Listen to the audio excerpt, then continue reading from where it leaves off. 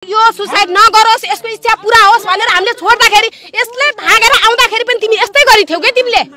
यो मामाको घर हो सर हैन। मैले त्यतिबेला बहिनीलाई के भनेको भन्दाखेरि भाराम बसाल्दे पोहोर साल पनि केटाले हिँडेको भगार लाग्यो। तपाईलाई थाहा छ नि एउटा चाहिँ कसैले अपराध गरेछ भने एउटा अपराध लुकाउनु पनि अपराध हो। नाइ त्यो त गलत हो त सर, गलत हो। मेरो गलत त्यति के पो भन्नुहुन्छ भनेपछि मैले ढोका खोलिन, झगडा लडाई केही थिएन, झगडा लडाई केही नभएपछि म उतातिर खाना पकाउँदै थिएँ।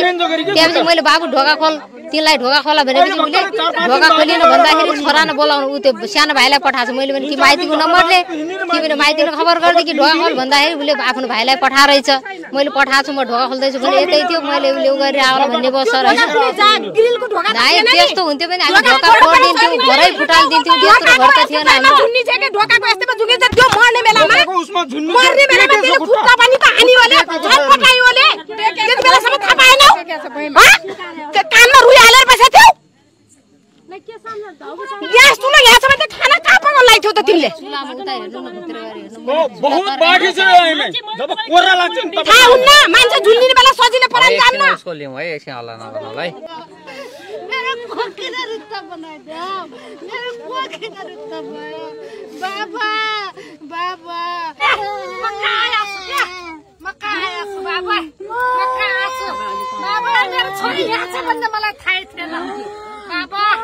मेरो छोरी बाबा मेरो छोरी खोइ, मेरो छोरी मेरो बाबुलाई ल्याऊ, मेरो बाबुलाई ल्याऊ, मेरो बाबालाई। तर हामी यो घटनास्थल यहाँ जस्ताको त्यस्तै तपाईलाई देखाउँदैछौँ जहाँ चाहिँ यो कोठाभित्र जो मेनुका सुनार अहिले पनि झुन्डिएको अवस्थामा हुनुहुन्छ भने यो हामी झ्यालको थोरै दृश्य यहाँ देखाउन सक्छौँ। यो झ्यालमा जाली थियो भन्ने छ। यो जाली पहिला जाली लागेको थियो है, एकजना आउनु न यता। यो झ्यालमा झ्यालमा जाली लागेको थियो है। यो झ्यालमा जाली लागेको अवस्था थियो भने आज मात्रै यो जाली यसरी चाहिँ निक्लेको छ। दर्शकबिन यो देखाउन सक्छौँ जाली हेर्नुहोस् त यहाँ। यो जाली झ्यालमा लागेको जाली आफसे आफ कसरी यो भुइँमा खस्यो भन्ने माइती पक्षको आशंका छ। तपाईँ मेनुकाको के भन्नुहुन्छ भन्नु? ठुलो मम्मी हो, मेरो बहिनीको छोरा हो निर्मल परियार। 15 दिन भयो अहिले इन्डियादेखि आएको। पोहोर साल पनि अब मैले भने कि यहाँ नबस बाबु, अब अन्तै बस, भाराम बसेर बसे पनि बस भन्ने कुरा भएको थियो। पहिल्यैदेखि अब यहीँ बसिरहेको थिएँ।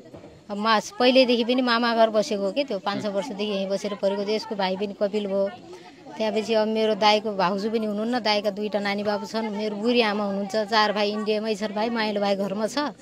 त्यहाँपछि मैले आज वडा कार्यालयमा गएको थिएँ, काम थियो मेरो, सचिव हुनुहुन्थेन। 5 बजे उनले मलाई फोन गरिन्, ठुली मम्मी कतिखेर आउनुहुन्छ भनिन्। म आउँदैछु, नानी पनि घरमा आएर कुराकानी मृतकले फोन गरिन्। फोन गरिन्। त्यहाँपछि आएपछि त्यहीँनिर बसिरहेको थिइन्। पछि म यहाँ आएर मैले खाना बनाउँछु भन्दाखेरि कोठामा गएँ, 2 जना बसेँ 5 बजीसम्म कोठामा बसेँ। त्यहाँ म यता आइहालेँ। त्यसपछि बाहिर बाबु निस्कियो, मैले मोबाइल चार्ज हाल्न लाएको थिएँ, चार्ज हालेँ, बाबु बाहिर निस्कियो। त्यहाँपछि ठुलो मम्मी म सुत्छु अनि भन्ने कुरा गरिन्। त्यहाँपछि म यतापट्टि झाडु लगाउँदै थिएँ, आँगन झाडु लगाउँदै थिएँ। बच्चाहरू त बाहिर सक्छ बिन्ठे गर्ने, बाहिरतिर पनि सानीमा छोरीले पनि मलाई दिदी टिनको घर बनाउला छौँ, टिन छाउने मान्छे खोजिदिनु, कोही गाउँमा छन् भने भनिन्। मैले 1-2 जना गाउँमा पनि फोन गरेँ, दिदी 1-2 दिन काममा बिजी छौँ हामी, 2-3 दिनपछि भयो भने भनौँला भन्ने कुरा भयो। त्यहाँपछि फेरि म यहाँ यिनलाई 6 बजीतिर उठेर ढोका खोलिन्। आजैको 6 बजे, आजै 6 बजे हो। हजुर, ढोका खोलिसकेपछि म भित्र गएँ। भित्र गएपछि म अब ग्यास चुलो यतै छ, हाम्रो सबै सामान यतै छ। मैले त्यस्तो झगडा कलो खासै भएको जस्तो पनि थिएन क्या। 2 जना सँगै खाने, 2 जना बीच मनमुटाव झगडा थियो। देखाउटीमै मसँग थिएन, उनीहरू बसेर हाँसी बोलेर हाम्रै थिए। 3 दिन मैले थोरै 3 दिन मैले कहाँ हेर्नु त झगडा गरेको छु मैले। अहिले कही बेला भनेको छु सर, झगडै भएको छैन भनेको छु मैले। झगडा भएको छैन, म पनि उता लेबर काममा जान्छु भट्टातिर होइन, भट्टादेखि आउँछु काम गरेर। त्यहाँपछि हिजो सुन्नु न सर, हिजो साँझ भने हामी झगडा भइरहेछ भनेर उहाँहरूले भन्नुहुन्थ्यो, अहिले भर्खरकै कुरो हो। तर अहिले आएर कुरो बदल्नुहुन्छ उहाँहरूले। म 2 बजीतिर आयौँ, 4 बजीसम्म 2 नन्ना भाउजूसँगै बस्यौँ। अनि त्यहाँपछि म गएँ के घर, त्यहाँपछि मलाई थाहा भएन। 4 बजे तपाईँ घर जानुभयो? 4 बजीसम्म भिडियोहरू हेऱ्यौँ हामीले। एउटै मोबाइलमा? भाउजूले देखाउनु भयो, सब माइतीहरूको पनि सबको देखाउनु भयो। अनि मैले हेरेँ, त्यहाँपछि भाउजू म जान्छु। के थियो, कस्तो किसिमको भिडियो थियो, के भन्दै हुनुहुन्थ्यो भिडियो देखाएर? के यहाँ सबै मेरो मम्मी हुनुहुन्छ अनि दिदी हुनुहुन्छ भन्न लाग्नु भएको थियो। त्यहाँपछि मैले भैलीको भिडियो पनि देखाउँछु रोह भन्नुभयो। त्यहाँपछि मैले भाउजू अनि के सिरियस हुनुहुन्थ्यो? सिरियस हुनुहुन्थ्यो त्यस्तो भिडियोहरू देखाउँदाखेरि मात्रै? हाँसी खुसी हुनुहुन्थ्यो। त्यस्तो सिरियस झगडा भएको जस्तो अथवा कुनै चिन्ता महसुस गरे जस्तो थियो? भर्खर त उहाँको सासू म आउने बेला भर्खर उहाँको सासूसित कुरा गर्न लानु भएको थियो उहाँले फोनमा। ठिकठाक पहिले जस्तो सामान्य अवस्थामा हुनुहुन्थ्यो भनौँ? हाँसी खुसी हुनुहुन्थ्यो। खुसी हुन्छन् त्यतिकै, खुसी हुन्छन्। झगडा भएको 3 दिन भयो। कसरी घटना घट्यो त जानु? केही भन्नुभएको थियो तपाईँ छुट्टिने बेलामा? फसाउने त्यतिकै। छुट्टिने बेलामा केही भन्नुभएको थियो उहाँले? भोलितिर आउँछु भने भाउजू ल ल भन्नुहुन्थ्यो।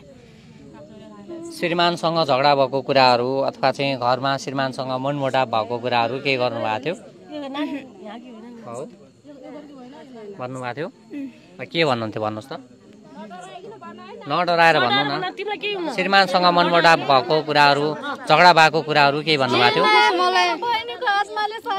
भन्नुहोस् त, सुरुदेखि अन्तिमसम्म भन्नुहोस् त के भएको थियो? म चाहिँ बिहान स्कुल गएको थिएँ अनि स्कुलबाट आउँदाखेरि चाहिँ भाउजू केही भएको थिएन, ढोका खुल्लै थियो। अनि पछि 5 बजीतिर मलाई भोक लाग्यो, म खाना खान गएँ। भाउजूले ढोका बन्द गर्नुभएको थियो। मैले भाउजूलाई बाबुजू खाना खाने हो भने अनि ढोका खोल्नुभयो। मैले खाना लिएर आएँ अनि खाना खाइसकेपछि म बोल खेल्न गएँ। अनि बोल खेल्न गएर आएपछि भाउजूको ढोका बन्द थियो। अनि दाइले भन्यो ज्यादा भाउजूलाई उठा भन्यो। अनि मैले भाउजू कति समयको फरकमा भन्नुभयो? जस्तो तपाईँ यहाँबाट बल खेल्न निस्किनु भयो होइन, कति बजेतिर? 6:30 बजेतिर। 6:30 बजेतिर बल खेल्न जानुभयो तपाईँ? बल खेलेर आएको कि गएको? आएको। 6:30 बजेतिर आउनुभएको हो। अनि दाइ कहाँ हुनुहुन्थ्यो त्यतिखेर बल खेल्ने क्रममा? दाइ त्यति बेला मलाई थाहा भएन।